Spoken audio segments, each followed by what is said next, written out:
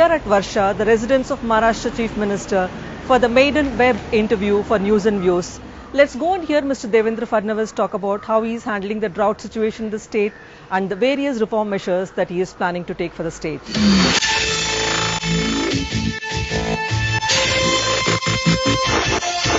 While I was in opposition and I was raising this issue of irrigation scam, I happened to meet many experts on the water issues.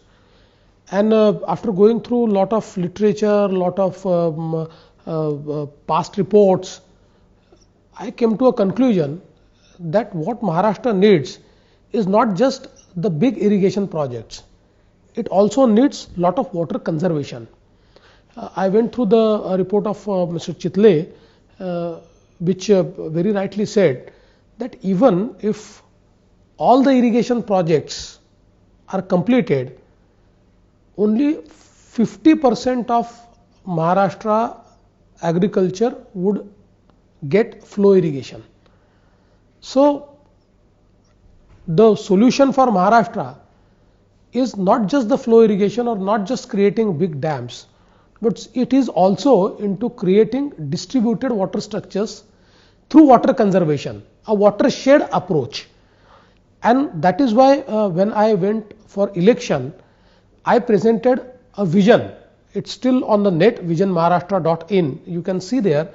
I said, apart from finishing those major irrigation projects which are actually required, we would focus more on water conservation, on the approach of watershed development and developing distributed water structures. So when I took over, I consulted many people.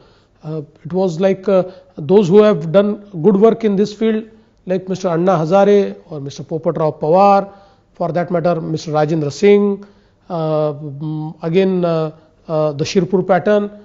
I examined all the patterns and I felt that this has a sustainable effect. So when we looked at the past, we always had a focus on water conservation, but why it did not happen? We have been speaking a lot. So I could see that there was a thin spreading of resources. We had 14 different schemes and all the 14 schemes were working in silos. And not much was spent, whatever spent was wasted. So after taking into account all the views of the water experts, we actually brought all the schemes together. So there was a convergence of schemes, convergence of money and convergence of leadership. We made the district collector in charge of the entire scheme, and with this convergence all the 14 schemes were converged together. We came out with a new scheme, Jalyukt Shivar, where the approach was water conservation through watershed development, not to work in silos. On the ridges, on the mountains, there will be the CCT, deep CCT plantation, which would initially conserve the water. Then there will be area treatment at the field level, and finally the drainage treatment, where widening and deepening of nalas and rivers and making cement nala bunds. So this approach, which was an integrated approach, was taken up by a new GR which was named as Jalyukt Shivar. And when we started it, I think we got the amazing results. See, in 1 year time, in nearly 34-35 districts, we could execute more than 1,50,000 small and big works, and that resulted into a water storage of around 24 TMC in nearly 6,200 villages. And 24 TMC means you can provide assured irrigation to 6 lakh hectares. It took us around 1400 and ultimately 2000 crores to do it. There was huge contribution from people. 300 crores were contributed by people because it became people's movement, which we wanted to. And in just 1 year's time we could create this water storage. Now if you look at past, while making the big dams, for let's say this much of storage, we used to require 6 to 8 years and around 12 to 14,000 crores. So with small interventions, with public participation, with convergence of schemes, convergence of leadership, we could turn around. And I think now this year again we have taken 5,000 villages. Ultimately, after doing all the work, we want to make Maharashtra a drought proof state.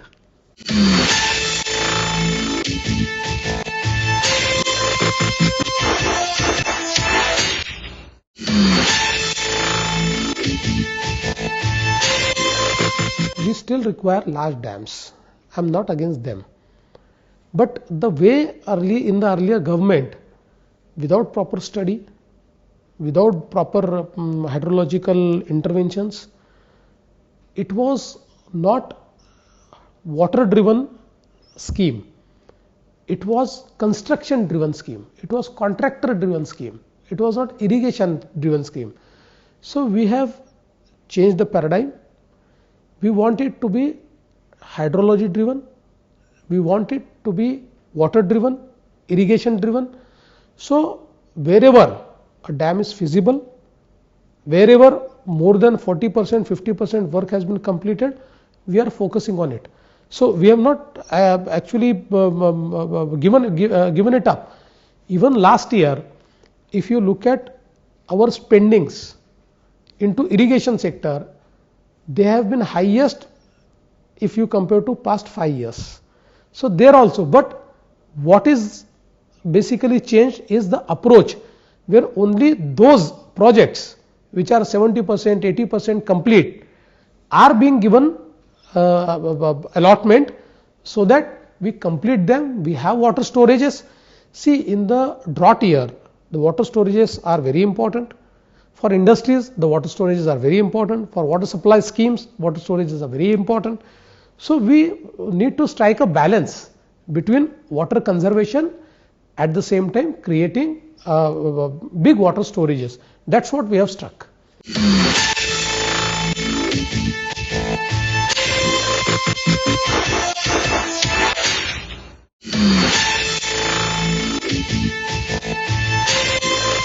If you look at the drought journey, you will find one thing.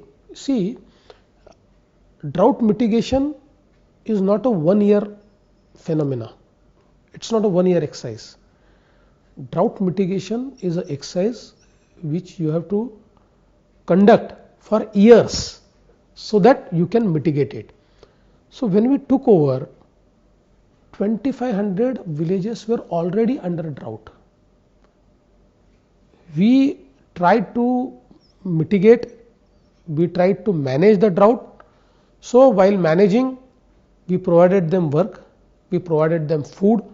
So ours was a government which came up with a food security for all farmers in the rural areas in these 14 districts or drought affected districts, where we are providing them rice at 3 rupee per kilo and wheat at 2 rupee per kilo. We provided them work under Narega. Even today, a record number of people are employed. If you just take Bid district, it is 55,000 people who are employed through Narega, which is a record if you look at past 15 years. So not just this, we anticipated that there will be a drought. So we started planning for it 6 months back. Every single district, the water sources mapping was done.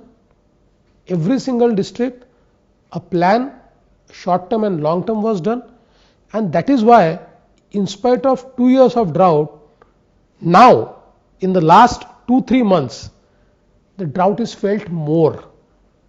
And again, due to some unseasonal rains, since our Jalyukta Shivar structures were there, those structures consumed that water, and that water also helped us for 2 months.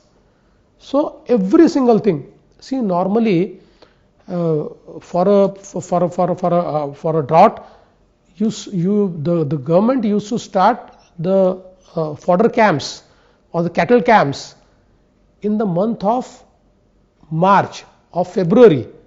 We started it in the month of August last year. So everything was anticipated, everything was planned, but ultimately, you cannot plan the nature.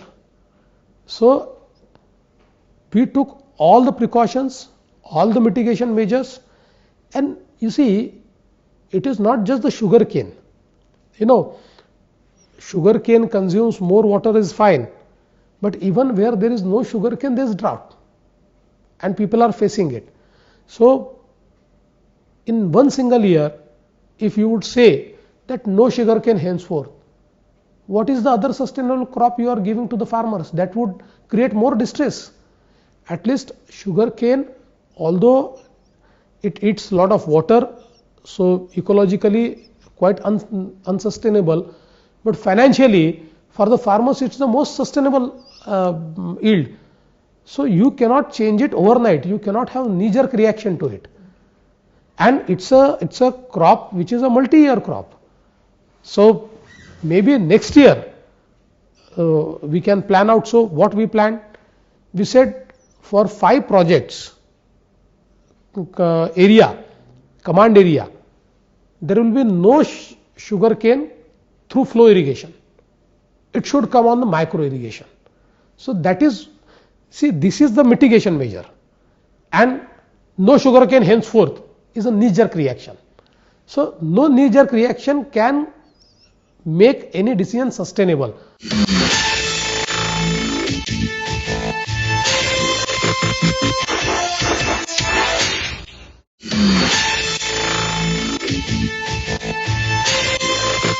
I must congratulate our collector of Osmanabad. We said try to look beyond sugarcane, and he started a program called Beyond Sugarcane, and in just 1 year he could reduce sugarcane area by 30%.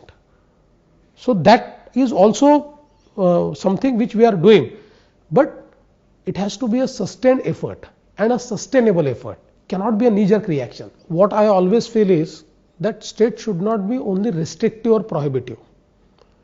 Restrictions and prohibitions are important, but provide solutions. If you provide solutions, it will bring sustainability.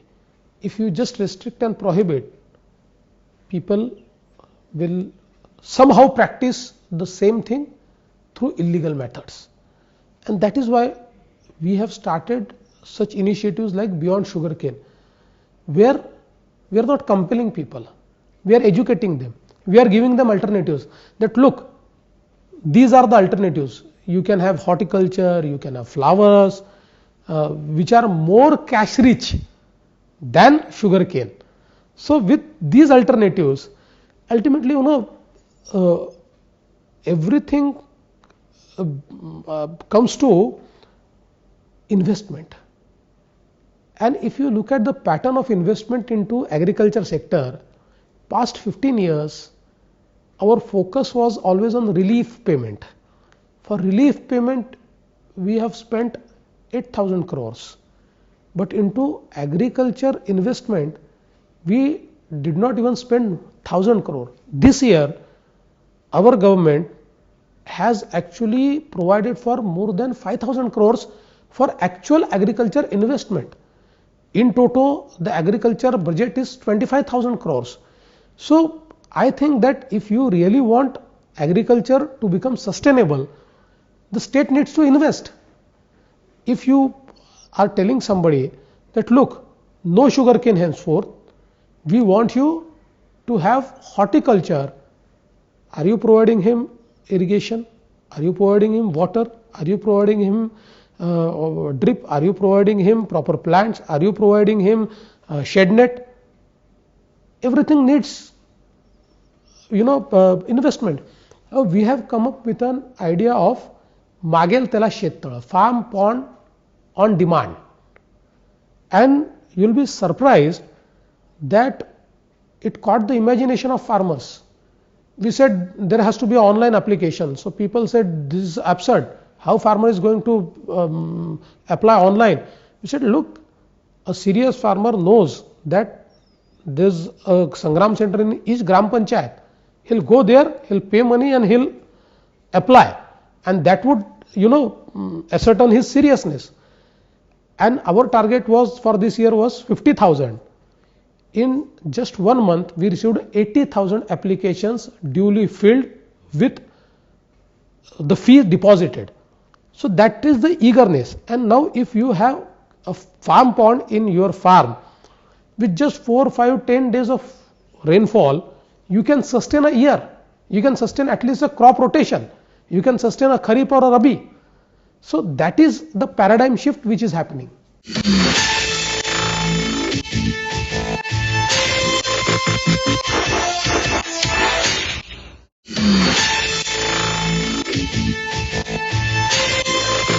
People confuse the beef ban with the farmer distress.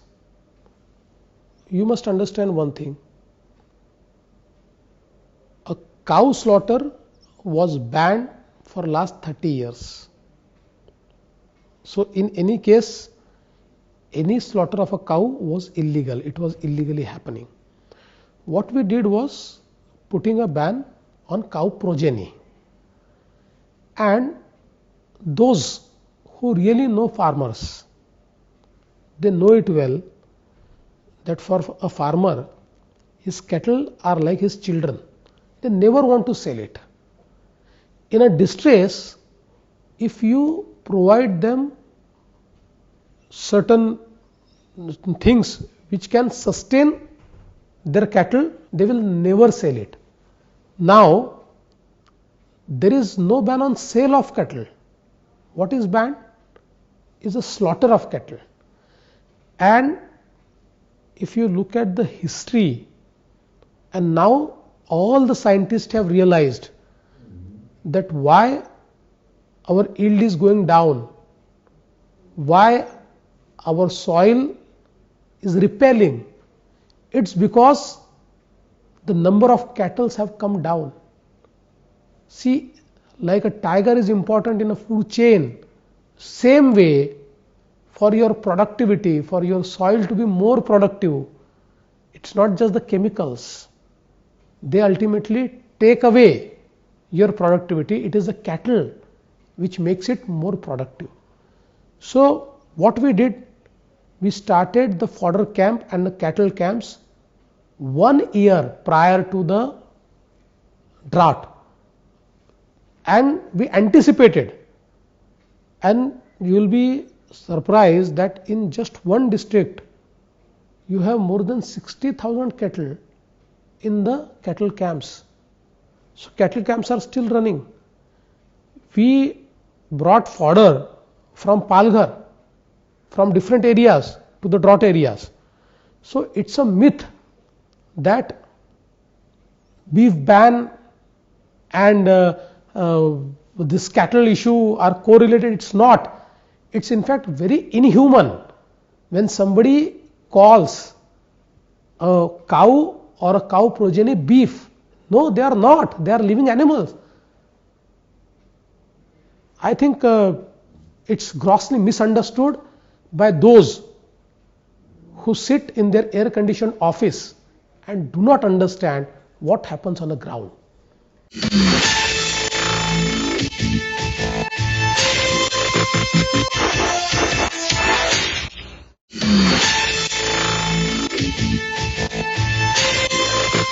We have our own schemes where we are actually promoting organic farming, and it has become quite sustainable. On the other hand, on GM crops, about the GM field trials, we have stayed them in our state. But at some point of time, I've constituted a expert group, and the expert group has recommended that controlled field trials should be allowed in some sectors. So we are thinking about allowing the controlled field trials in some sector, because a person like Dr. Kakodkar was the expert, and Uh, he has actually given a report where he has allowed certain controlled trials in certain controlled conditions, which should be allowed to only certain controlled people. So maybe we will allow it. But on the GM issue, the seeds which are already available, what we feel is that basically the GM companies, GM seed companies must also understand that the climate change and the soil fertility issue is affecting the GM crop most. So they see, initially GM gave high yields, but now they are the most infected. So I have been talking to the companies, I have been telling them that they need to find out solutions so that the yield is high. At the same time, the crops are protected, because if in a high yield, if the crops are infected and ultimately the farmer doesn't get anything, that also takes a toll. So we are working on it.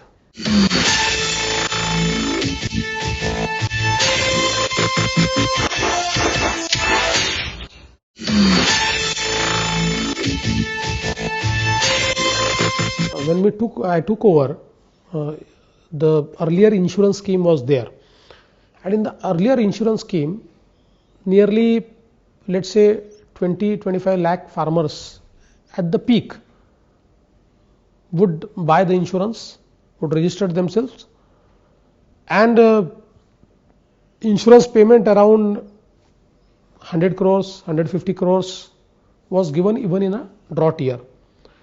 We focused on this insurance issue, and what we did is that we expanded our database of SMSs to the farmers from 20 lakhs to 60 lakhs.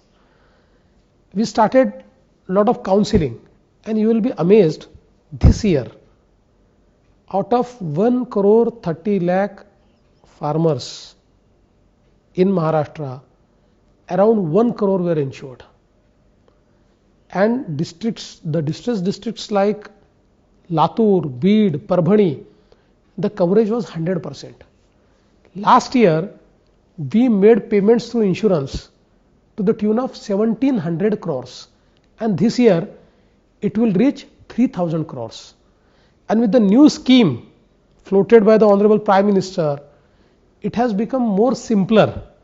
Even those farmers who don't take loan will be covered in this scheme. We recently had a meeting of all the stakeholders, and we are aggressively going to the farmers to ask them to buy the insurance. And I think Maharashtra has changed the landscape, because in the last year, out of all farmers insured in entire country, 50% were from Maharashtra. It's not just one thing which can change. There are multiple things which need to happen, and we are working on multiple areas. And see, we started Bali Raja Chetna Abhiyan in district of Yavatmal and Usmanabad. And although in few districts the suicides have gone up, but in the district of Yavatmal, in these 3 months, we feared that in all drought years, suicides go up, but in Yavatmal they have cut down to 50%. In Usmanabad they have cut down by 25%. So it's happening on the ground.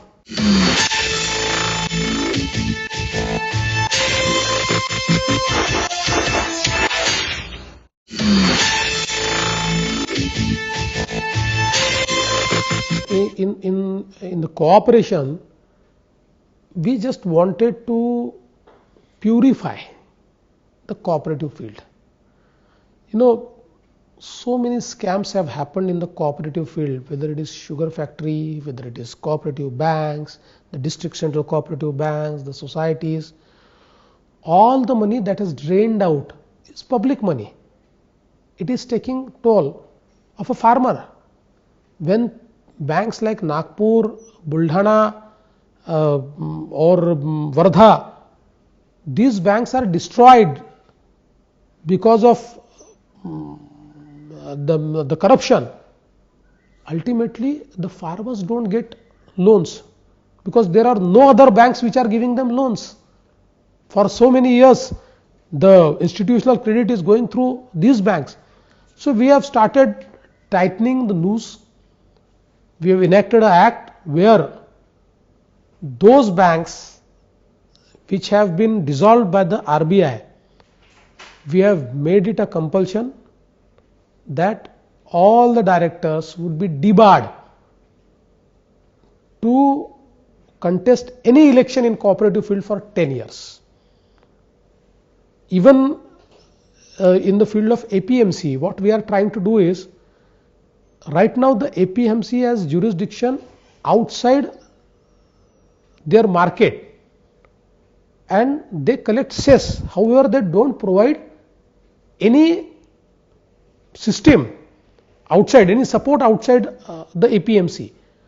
So what we essentially want is that if you really want a linkage of a farmer to the market, then outside APMC, why should APMC collect a cess? Outside APMC, let there be another regulator and let the farmer sell their farm produce to anybody without paying a cess. If they bring it to the APMC, let them pay the cess.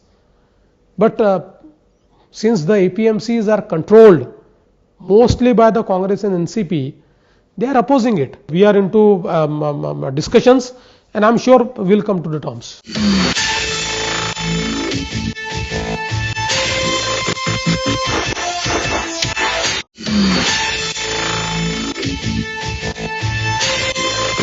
If you look at Maharashtra, even today 50% of employment comes from the farm sector.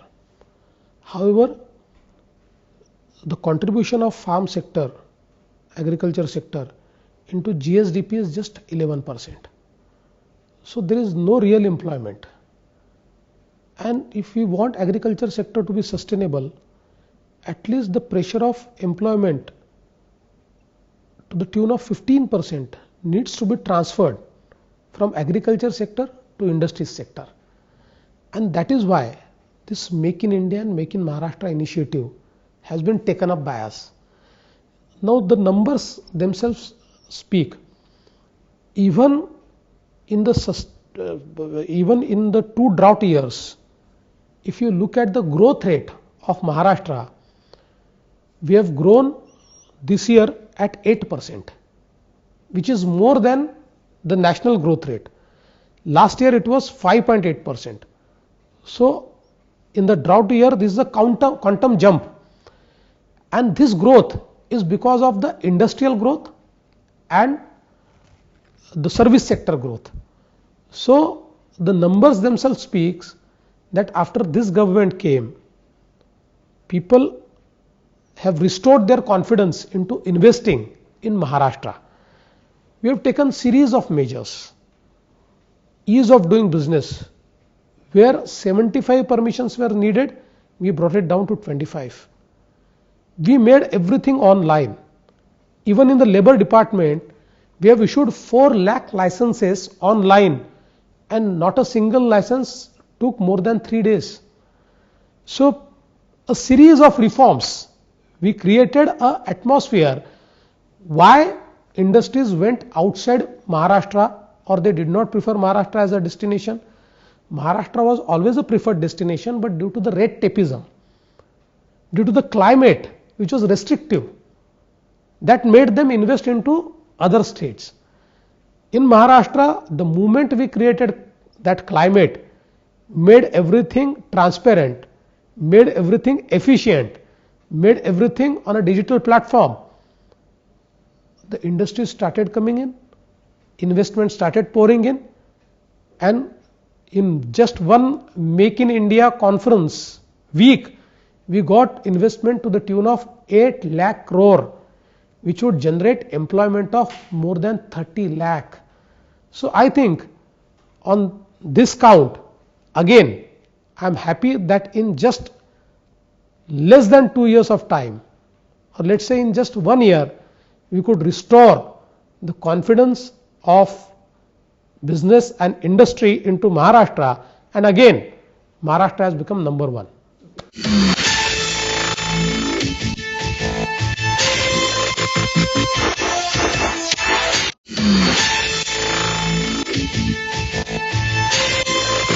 We have done amazing work if you look at that. Most of these projects are pending from 15 years. Now with our efforts, the Trans Harbour Link, all the clearances we have got, the bid will be out in next 10 days. The new Mumbai project, all the clearances, the pre-qualification is over, post-qualification bids are now out. So next 3 months it will be in place, and let's say by October, November we'll start the actual work. The Metro 3 underground metro, the biggest metro, all the clearances, all tenders are out, tenders are accepted. Now we are waiting for the LOI to be given. The coastal road, again all the clearances are there, BMC would invite the tender. So on all major infrastructure project, we did amazing work. In 1 year of time, we could secure all the clearances and all the projects are on time.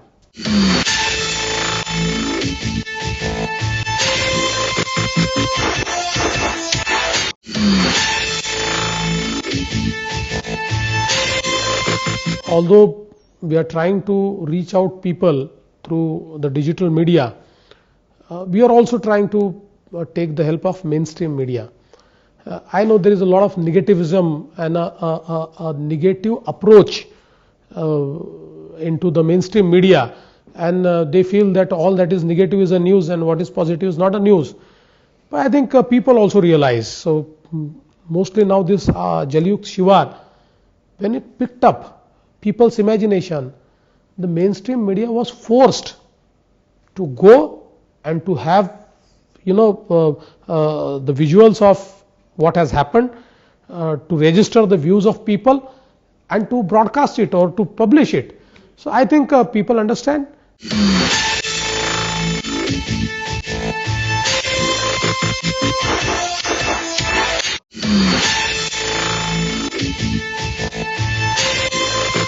See, basically on few counts our government has worked very well. So first is, in Maharashtra the basic problem was rate of conviction. It had fallen down to 9%. So out of 100 criminals arrested, 91 could get scot-free and only 9 were punished. With 14 GRs, new decisions, new policies and new procedures, in 1 year of time we could bring it to 51% from 9%. So if you look at last 10 years, the highest was 14%. Now it is 51%. The CCTNS project, which is bringing the police stations online and creating a digital database for all crimes, started 3 years back, rolled out by the central government. No government could do it. When our government took over, we took that project, and in 1 year time, Maharashtra is the only state and the first state which completed CCTNS. It has gone live. All the police stations are online. All the database is created, is stored in a central database. Analytics are available, and that is why this rate of conviction is high, because of all these efforts. The Mumbai CCTV talked after 2008. Did not see the daylight, but when we took over, I called for the tenders, gave the work order. In 6 months, one phase over. This month, second phase will be over. By October, entire Mumbai will be under CCTV surveillance. Pune CCTV, we completed, and now the Pune is the only city in the entire country which has 100% CCTV surveillance. And that has brought down the crime substantially low. 6 new cities we are planning to have the CCTV network. So there are many issues on which we are working, and we are trying to make the state secure.